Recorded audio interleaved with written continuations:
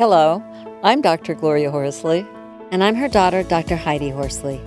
Heidi and I want to welcome you to Open to Hope Conversations, the podcast. We believe that the greatest gift you can give yourself after a loss is hope, using this moment to connect with others who have not only survived but thrived. So let's get started.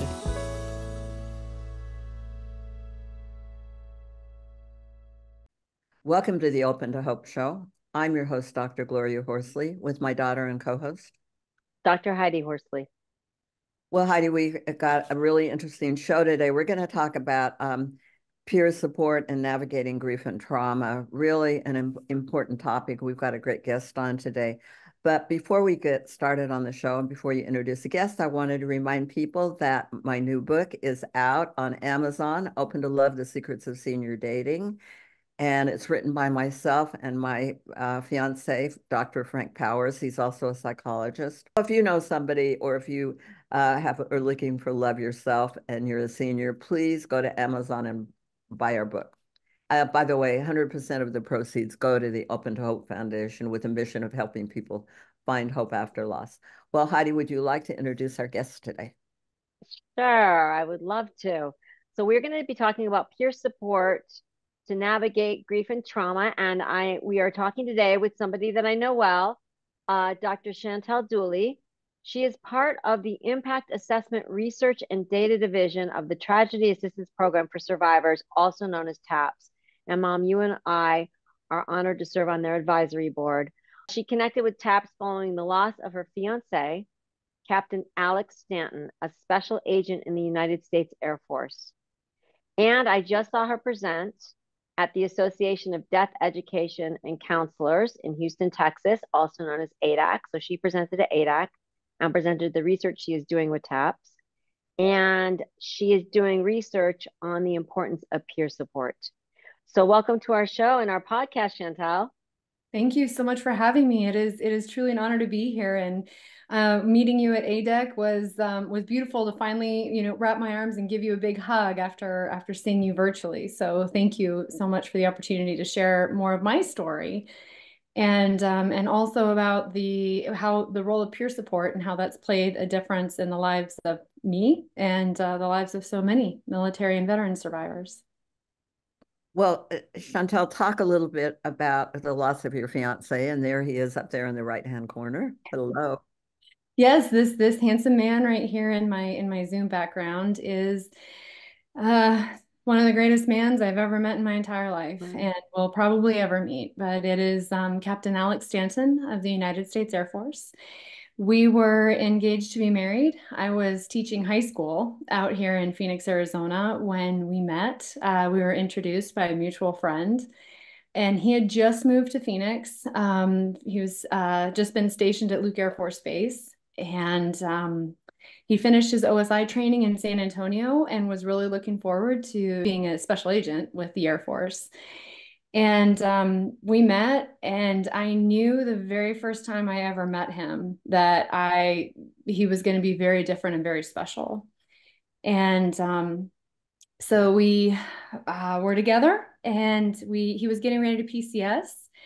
So he had proposed and asked me to marry him, and it was the easiest decision I had ever made in my entire life. And so we were. I'm very proactive. I don't sit on decisions long and being that we were going to be living a military life and getting ready to PCS, I knew I needed to Okay, Chantel, what is PCS for those that aren't affiliated with the military? Sure. So PCS is a permanent change of station. So we were getting ready to move, as so often so many people do in the military, from one location to another location. And his time here in Phoenix was up, and so we were getting ready to move, and I had all the wedding arrangements already planned. Dress was picked out, invitations ordered. I had everything except the DJ and the photographer. And all the deposits had been paid. We were about 5 months away from our wedding. Wow. When I had left school to meet at our wedding DJ, and he had left the base, and I made it to our appointment and he did not. Wow. So he was killed in a motorcycle accident about 3 blocks away from where our meeting was, to meet with our wedding DJ. And life as I knew it turned completely upside down. Um, I It was very, very, very hard to Yeah. say the least. Um, because all of a sudden, my life and our life that we had put together and the life that we were in the process of growing and nurturing together was no longer in my control. The home that had been his, that I had moved into, that we had made ours, was, legally his father's now. And I was not a part of anything that was going to involve what the next steps would be, which would be to lay him to rest and decide how to handle his estate. But that was the smallest piece of what that experience was like. Um, I felt after losing him, it was very isolating because I knew I needed help, but I didn't know where to go for help. I have an incredibly wonderful family. I have an amazing network of friends, and they have the best of intentions and had, the kindest of hearts and, spent the night with me, stayed with me, just sat with me in that awful grief that we all know all too well, but nobody could really fix it. And I remember my poor mother was just at a loss and knowing that I was spiraling. And I had gone to 3 different counselors, professionals in one day. I mean, it was like she teed them all up, all the appointments, and drove me around and was just like, please just fix my daughter, because Right. I wasn't eating. I was down to 107 pounds. I was not sleeping. I think I went through 25 pounds of flour because I was baking incessantly. I don't know if you all have ever seen Grey's Anatomy, but when Katherine Heigl's character loses her person, she goes through and bakes, a whole bunch of muffins. And I had never seen Grey's Anatomy at the time, but that was very accurate and very well done. So if anybody ever reaches out to the writers for Grey's Anatomy and who wrote that scene, they nailed it. How many years ago was this? It was 8 years ago. Okay, go ahead, Heidi. Yes. Did you feel it was different because you weren't married? And if so, how? It was very different because we weren't married. His father did a wonderful job of making sure I was included in decisions that were being made and that I was a part of it. But at the end of the day, I could not decide what to do with his shoes, his uniform, where I was going to live. It was just, he was very great. And I want to be very clear, he was very gracious in not rushing me, not pushing me. But when the time came, a decision had to be made. And it was very difficult because when you get online and you look for a lot of resources for people who are grieving, a lot is focused on the wife or the child or the parents. And those that don't really have that designation as being next of kin or being that person qualified to be grieving is really hard. It was also very difficult because I was so young, and I went to grief support groups, and they were full of wonderful people who were very welcoming, but they had beautiful lives with their husbands, and they had children and grandchildren together. And Alex and I never even had that. So How old were you, Chantel? I was 36 at the time that he So died. what you were finding when you searched was a lot of support for widows and maybe older widows, but you were in this interesting space because he wasn't your boyfriend. He was your life partner, fiance. It's so interesting because I'm thinking it was just when I do would have changed it hugely. Kind of breathtaking when you think about what a difference it is. How do you saw that with the 9/11 families when you worked with I them? So didn't you? I did, Chantel. So, I worked, I think you know this, with FDNY families for 10 years on a longitudinal study with Columbia. People that had lost their spouses in the World Trade Center, women. And we had one person on there that her fiance died. And she had been with him for 7 years. It was, they were very, very connected. It was her life partner. She did not get the support and she didn't get any money, any compensation. We had to get lawyers for her, et cetera. And she still got a very fraction of what anybody else got because she was not legally married. So it's so interesting. And my mother's got a fiance right now, so she can identify with the fact that you're very connected to your fiance. You love him. You were about to get married to Absolutely. this man. Yeah, and I was thinking about getting married, and I still debate it. I mean, what are the pros and cons of getting married? I mean, it just at my age, it's kind of a hassle. But on the other hand, I just wonder if he wouldn't get some more support if I die first than he would if he's my fiance. I'm wondering, Chantel, because he was your fiance, did people say things like, well, at least you weren't married? Well, at least you're young and can get married? Well, at least. Was that at least you didn't have kids together? I mean, were those kind of things, insensitive things said to you? It looks like they were. Oh, yes, absolutely. And I mean, the people that shared them with me, people mean well, they don't really know Yeah. what to say. But you're right, those kind of minimizing statements are really, really hard because I think as a society, we are so ingrained to always reframe the situation to focus on the positive because nobody wants to bear witness to you focusing on the negative. And, if you're in that negative space, people's natural inclination is to try to see the bright side and come up with the good ideas to help you bounce back and say that one thing that pulls you out of that depth of hell is really what it is. But what they don't realize is that it also minimizes those emotions. And I was very lucky. I found a wonderful mental health supporter. And I knew she was the right person for me because when she answered the phone when I called her, she said, "I'm not going to ask you if you're okay because I know you're not." Mhm. Wow. And she had to really work with me a lot on being okay with sitting in the fact that what has happened to me is not okay. Hmm. And it's not going to be fixed tomorrow, but we need to make sure that we have safety plans in place and that we are in a place where we're okay, that it's not okay, and it's okay that we're trying to figure it out. Because it's so often, I think so many people get caught up in that emotion where you've just got to march forward, right? You've got to figure out how to live because the world doesn't stop because your heart's broken. And you're young and you can get over it.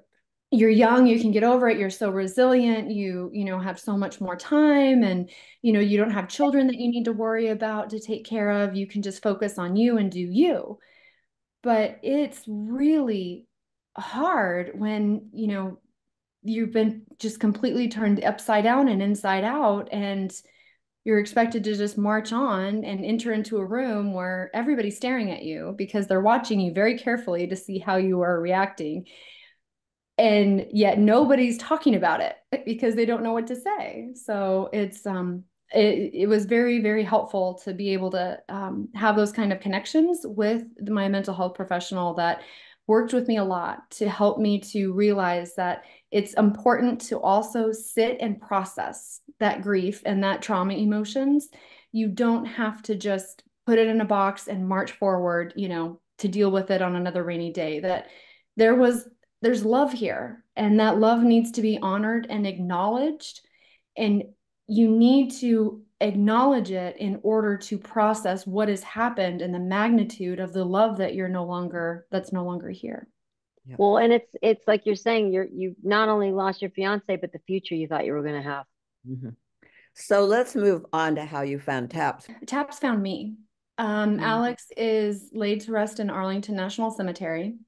And so within TAPS, you all had mentioned Bonnie Carroll, and Bonnie Carroll, the president and founder of TAPS, she has a phenomenon that she refers to as God winks, which are the little things that happen that let our loved ones know that, that they're still taking care of us. They're still with us. And so my Alex was laid to rest on St. Patrick's Day, and our wedding day was supposed to be May 27th, which is Memorial Day weekend. And he picked our wedding day. So he was laid to rest March 17th, St. Patrick's Day, and then I flew out to be in Arlington with him on what was supposed to be our wedding day. So I fly, you know, all the way on the plane with my suitcase. Then I had a bouquet of the bridal flowers that I had wanted to carry. That makes me want to cry. So I had to have looked a wreck because I was just coming off the plane. I had my carry-on bag and my backpack and this beautiful bouquet of flowers as I'm walking through the visitor center at Arlington National Cemetery and going through the scanner. And I marched all the way to section 60, which is where he is. And by the time I got to see his headstone for the first time, because his headstone hadn't been put in at the time we laid him to rest, and just the tears came along with a lot of other emotions. And if anybody's ever been to section 60 over Memorial Day weekend, there's a lot of visitors. There was a couple that came by, and they were wearing these red tap shirts. And they didn't say anything to me, but I was sitting in front of his headstone, and they just put their hands like right on my shoulders and squeezed my shoulders, like just put like we're here with you. And they said nothing. So they kind of left and walked on. And a couple hours later, I was, you know, walking through the cemetery. I was actually in line for the restroom, and they came up to me and they said, "Have you ever heard of TAPS?" And they gave me a TAPS card, and I said, "Well, I don't qualify for it. I wasn't his wife. You know, we weren't married yet." And they looked right at me. They said, "No, you need to call TAPS. Like they help. They have other fiancés too." So it took me a few months after going back that I was sent after I left Arlington that Memorial Day. I had moved from our home. I moved out of state to get a fresh change of scenery, thinking that would help, you know, not have so many reminders constantly present, but it doesn't. Your grief just stays with you. Right. And it was about 2 o'clock in the morning, and it was right around his birthday. And it was going to be his first birthday since he had died. And I couldn't sleep. And I got online and submitted an intake, and I got a phone call, and it was TAPS. And they said, "We're reaching out." And of course, I'm terrified because I was not expecting anybody to call. Right. It's 2 o'clock in the morning. Oh my goodness. Yeah. So I had a very, very short conversation because while I knew I needed help, I also wasn't ready to say it out loud. And I didn't know how to say it out loud. And I was also very embarrassed that, you know, it had almost been a year and I was still in so much pain.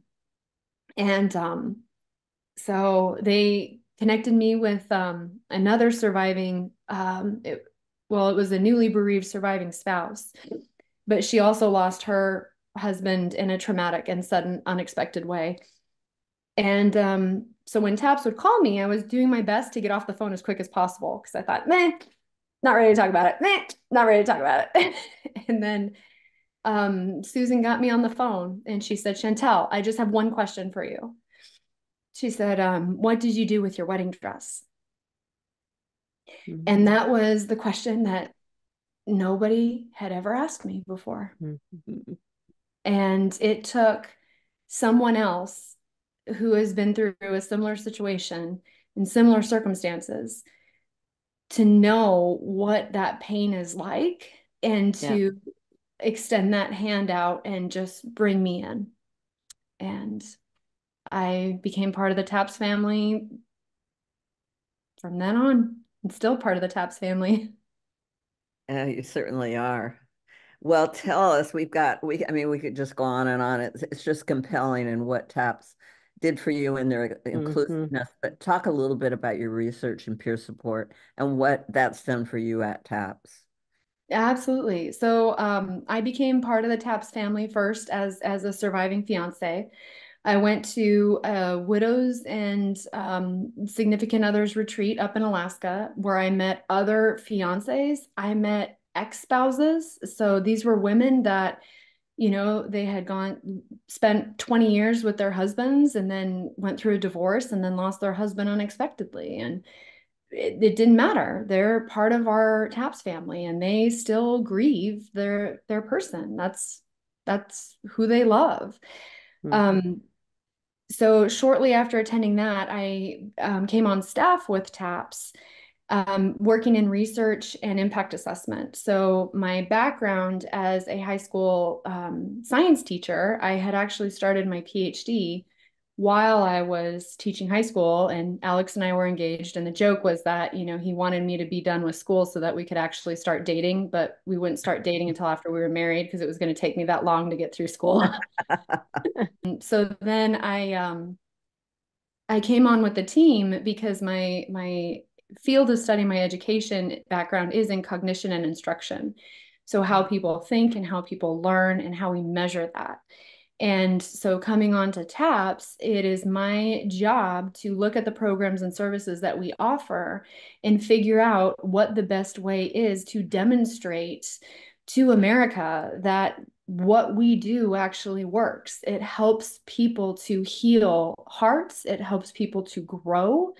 And it helps them to have a healthy grief journey as they navigate all the uniqueness that is death.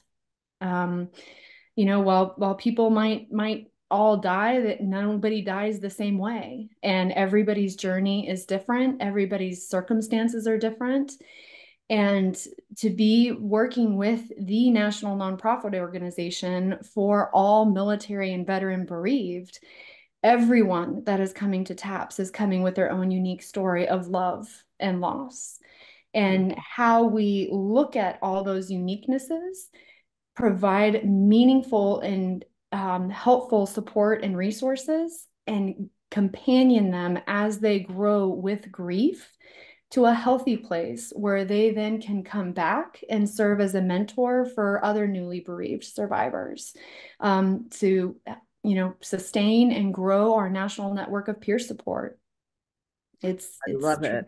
It's fabulous. Now, if someone wants to look at your research, do you have it somewhere that they can find it and read about it? We do. We are taps.org is our webpage. And then we also have taps.org/research. And on that page has all of our different current research initiatives that we're currently working on, all of our publications that we've done. We also have links to publications by other authors that have utilized samples within TAPS military survivors to help them inform their research. Our goal is to make sure that we are elevating and enhancing the quality and the level of care to support those who are bereaved. So now, if I am, say, a widow of somebody who served in Vietnam, can I still connect with TAPS? Yes, ma'am. Absolutely. We have a whole network of military survivors whose loved one had included service during Vietnam. Well, thank you so much for everything you're doing and for being on the show today. I so admire TAPS and you and everything that's going on. And your story is, I know a lot of people are going to resonate with it. Thank you very much. It's a pleasure to be here. Absolutely, Chantel. Thank you so much. And thank you for sharing your fiance with us. And I'm so glad that you found TAPS. And I'm so glad that they validate, acknowledge, and do not minimize the loss of a fiance, because it is just as significant as any other loss. So thank you so much. And thank you for helping people find hope again after loss. And thanks everybody for listening and watching our show today. And Heidi and I always want to remind you that if you've lost hope, please lean on ours until you find your own, and God bless. I'm Dr. Heidi Horsley. You have been listening to Open to Hope, the podcast. You can follow Open to Hope on Facebook, Instagram, and Twitter. To learn more, visit us at opentohope.com and go to Apple Podcasts to subscribe. I'm Dr. Gloria Horsley. Join us again next week for another Open to Hope conversation. where we invite you to lean on our hope until you find your own.